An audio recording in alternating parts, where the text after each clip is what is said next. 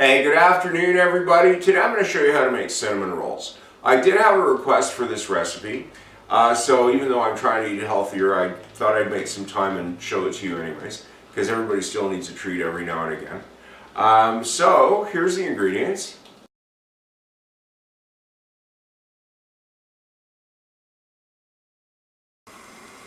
Scalding milk is simple. Just put it over medium heat and you'll see it'll start to sort of get a skin when it's ready to go. And when it starts frothing up and boiling like this, make sure you use a big enough saucepan, because it'll boil up pretty quick. And as soon as it starts to do this, just turn it off and take it off the heat right away. Now, to get that to cool down, which you want so you can make the rest of the recipe, add half the butter that you've already cut up and just take half of that and just pop that in. Add the 1/4 cup of sugar,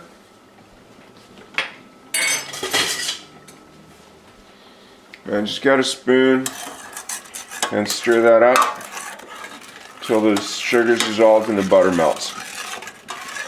This will also help to cool it off. So in a small bowl, just get a half a cup of warm water, turn on the tap and just put your finger under it, pinky or whatever, or you can even use your wrist. And if it feels too hot, well, it'll probably kill the yeast.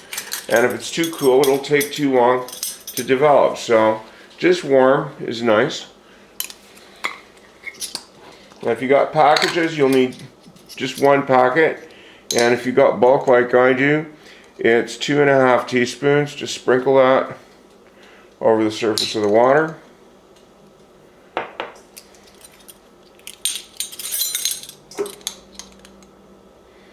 And then get a spoon and stir that in.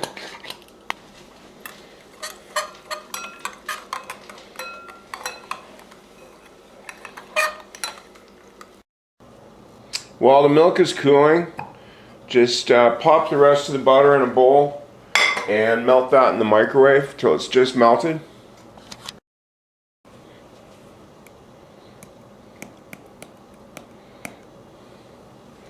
So add the cinnamon to the melted butter,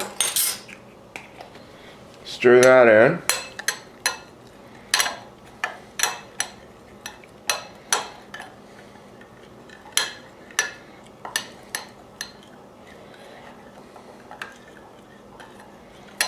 Once all the cinnamon's in, just add the packed brown sugar. You can use dark if you want, or demerara. I just find it's too sweet. I like the golden brown, it gives a nice mellow flavor. And if your brown sugar is not absolutely fresh, do pick out any hard bits before you make this.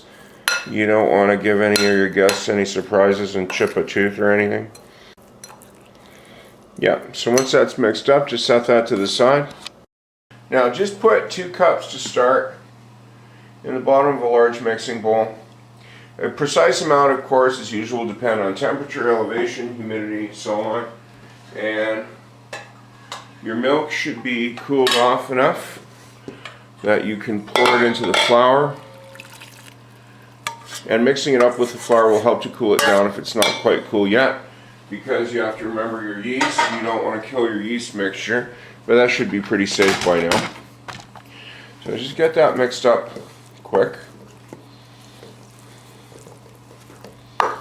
Sort of a loose batter. Yeah. The yeast and water will have been frothy by now.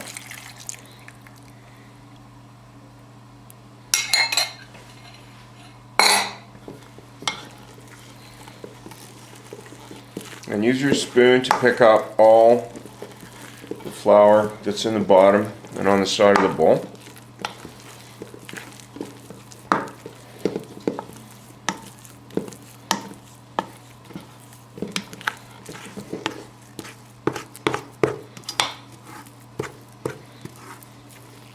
So once you've got that mixed in, just put on the side for a bit, and on a clean counter,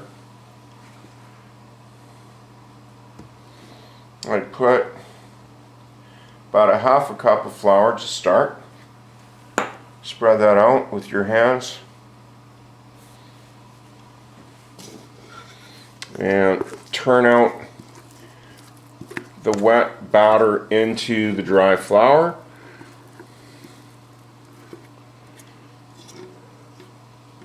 If there's some stuck at the bottom, don't worry. That'll come out on soak. Yeah, just set your bowl to soak in some cold water.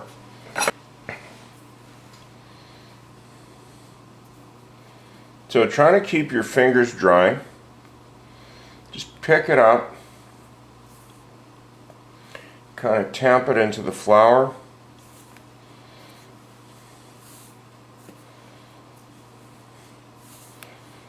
Like that. You want to start kneading the dough and picking up flour while trying to keep your hands not too wet. A little sticky is okay. Now if you do develop dried bits on your hands, I'd roll them out over the sink and not put the dried bits back in the dough. You just get a nicer texture that way. And just keep doing that until you've got as much flour kneaded in as the dough will take. So once the dough is smooth and elastic but not too sticky, get your rolling pin and take a bit of the flour that's on the side and just spread that over. And what you want to do is roll this out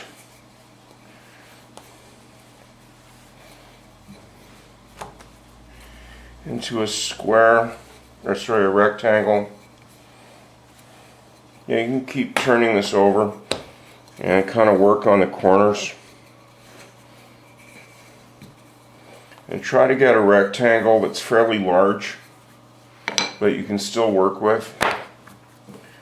I'd say, oh, probably like 10 or 12 by 16 or so, just rough. Okay, so just pick that up again. Yep, it's nice and workable. Give it one quick roll to make sure it's as even as you can get.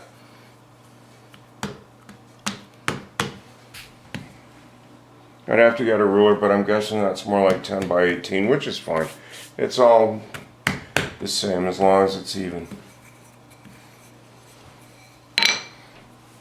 What you do now is stir up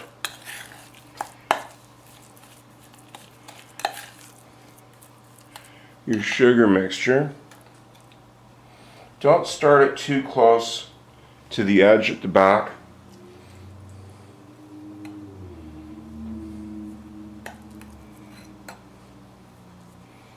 Just kind of get a spoon and kind of paint it on with the back of the spoon.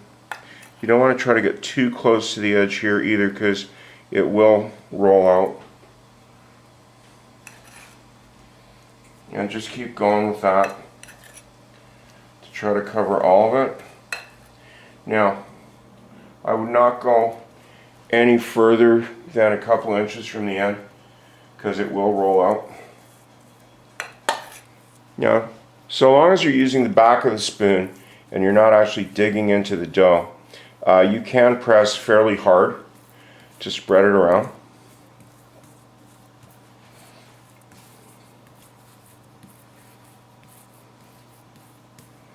Because you want this as even as you can get.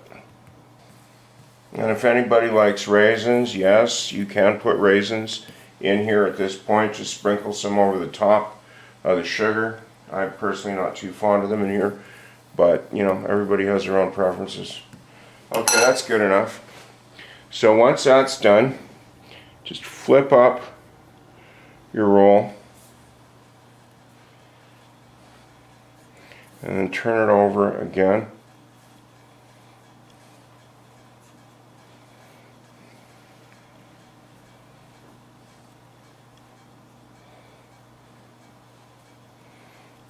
just moving back and forth.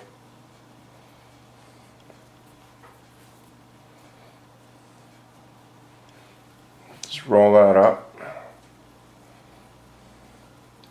Now, when you get past the sugar, just pick it up briefly, kind of even it up. And what you do want to do is just get some wet fingers and wet up the edge of the dough with your fingers. And then roll that over while it's wet.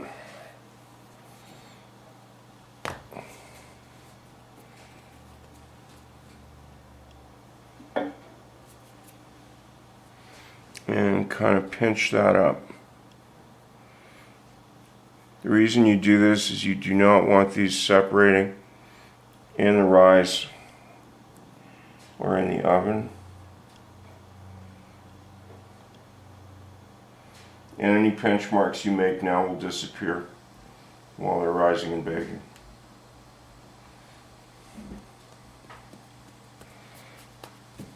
Okay. Now what I do is I just get the plate I had the butter on and just kind of lay it over like that.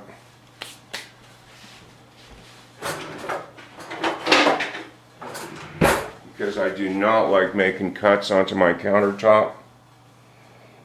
So I just cut it in half. I use a boning knife. And cut each piece into quarters.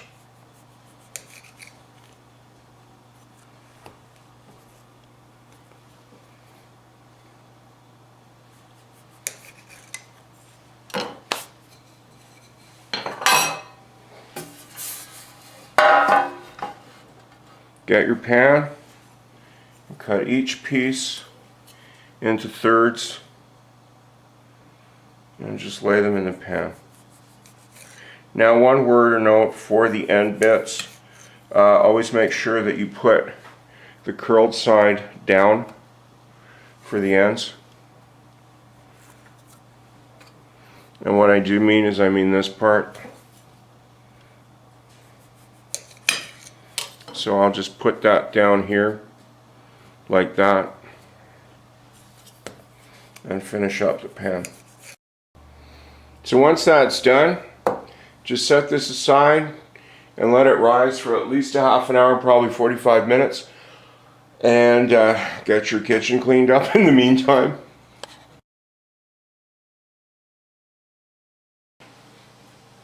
So it's been a little over 45 minutes.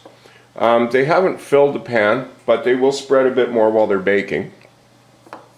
And I'll pop them in at 350 Fahrenheit for 20 minutes.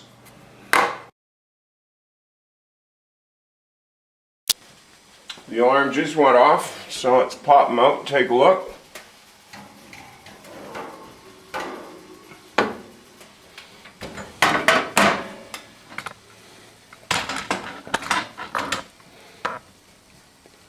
Those look pretty good. As you see, they have filled the pan. Now, depending on how done you like your cinnamon buns, if you like them just golden, take them out now. If you want them in till they brown a bit more on the top, I would just pop them in maybe 3 minutes, which I'll do now so you can see the difference. So that's another 3 minutes or so. You can see they're looking quite nice. Now, what you want to do is just get some tongs and a plate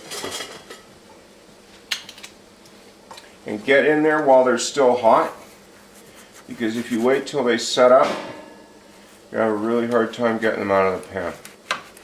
So just wiggle them around until they break, and if you want all that ooey gooey as they call it, just turn them upside down on the plate.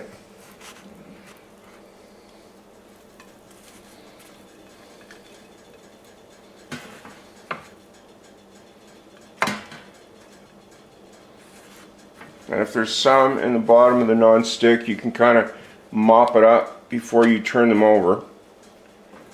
I think I'm going to be needing 2 plates for these for sure.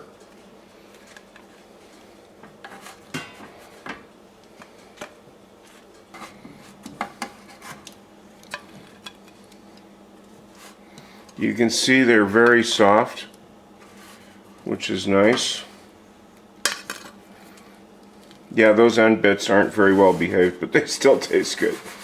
Shake that loose. Like I said, just mop up your sugar as much as you want.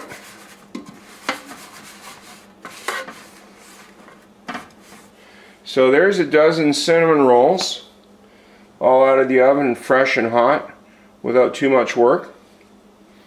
Tastes really good. Very soft and tender. Let me just get a knife and cut one open for you so you can take a look at what they look like. Gonna zoom in there. So that's how I make cinnamon rolls, and I hope you like it and hope you give it a shot. See you again.